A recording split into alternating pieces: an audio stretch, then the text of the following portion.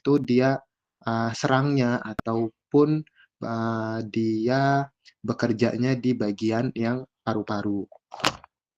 Nah, kemudian di situ nanti kan akan terjadi yang namanya peradangan di bagian yang namanya bronkus ataupun di bagian paru-paru.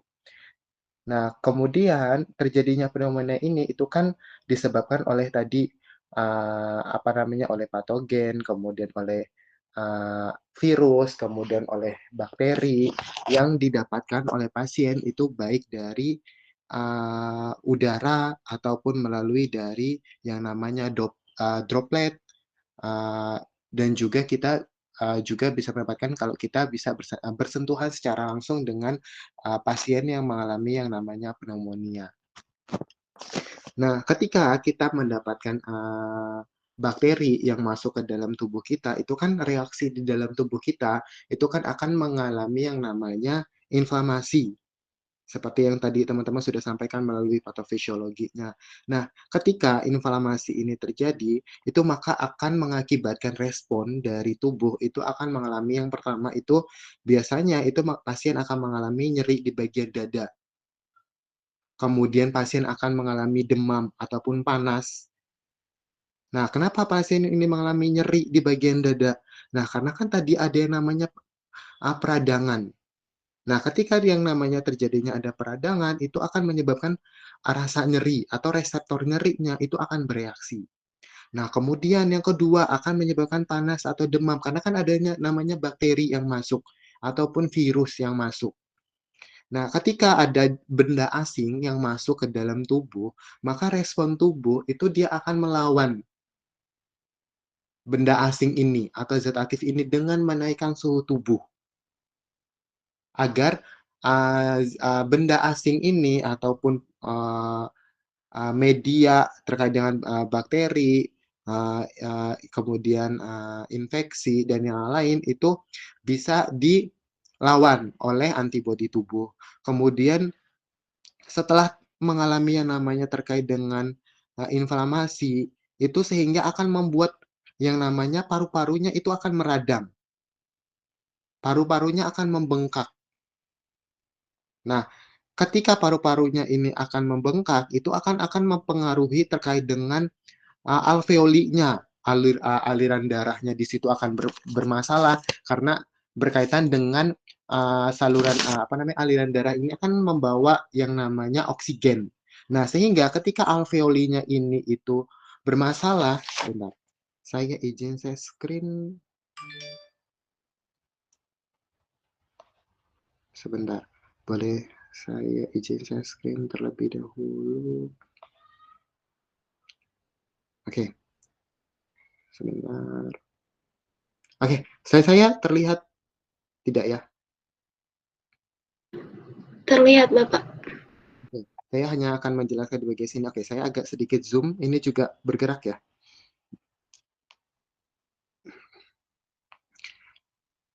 Nah, kemudian di sini kan akan mempengaruhi yang namanya alveoli. Di sini teman-teman tahu nggak alveoli itu tuh apa sih?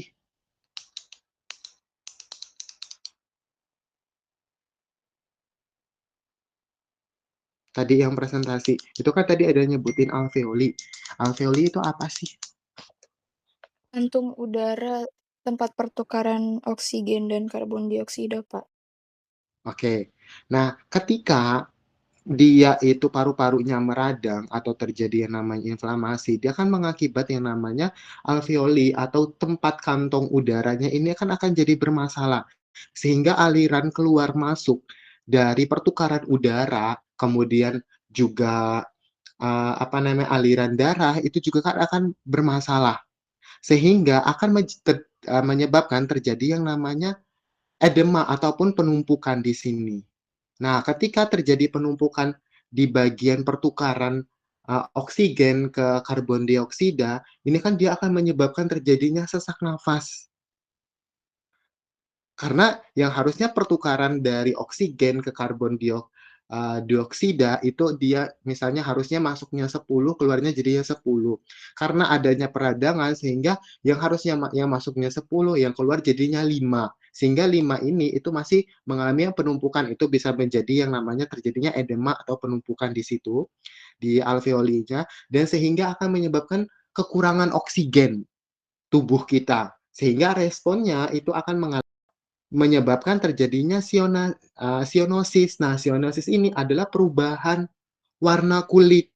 Nah, ketika kita mengalami kekurangan oksigen di dalam tubuh, kan biasanya responnya kan akan berubah ya warna tubuhnya kita menjadi warna kebiruan.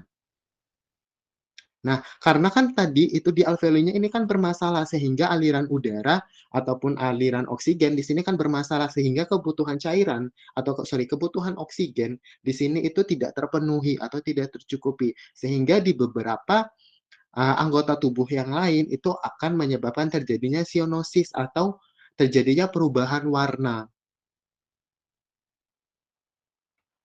Nah, sehingga nanti akan menyebabkan yang namanya partial oklusi.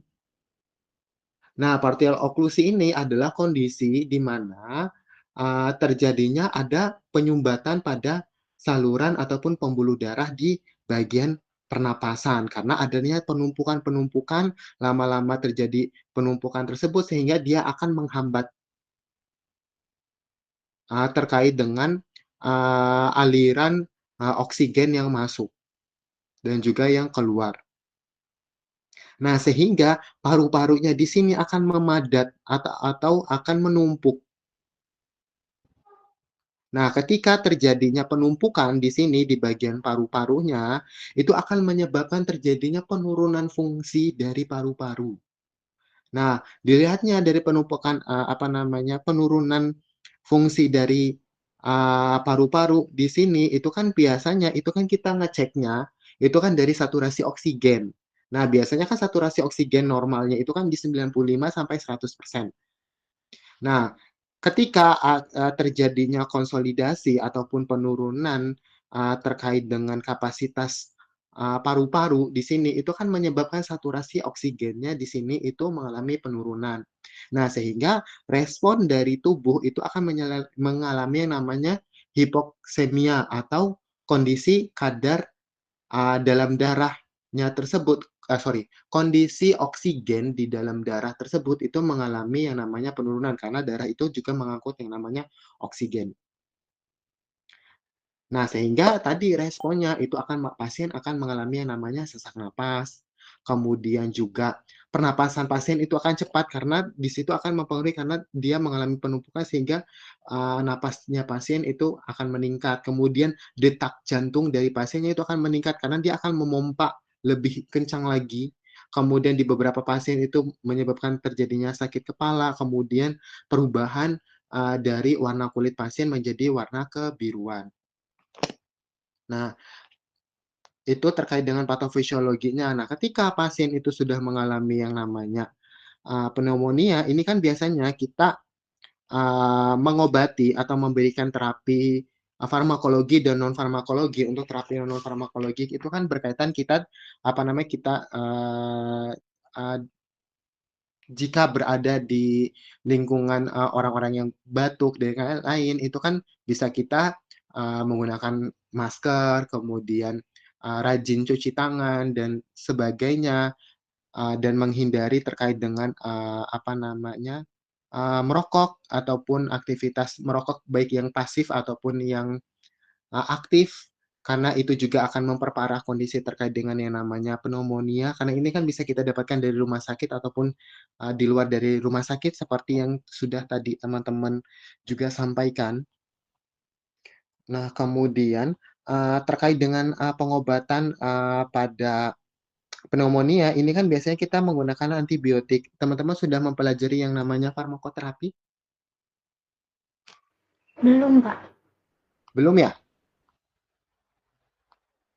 Nah, biasanya nih kalau, yang teman-teman sudah mempelajari atau sudah, sedikit membaca beberapa literatur atau, literasi, biasanya antibiotik yang seperti apa yang kita gunakan?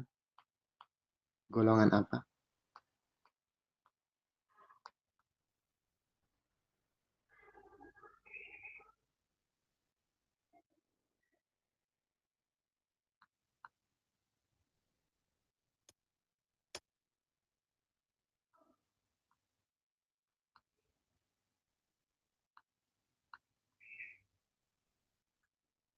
mana ya?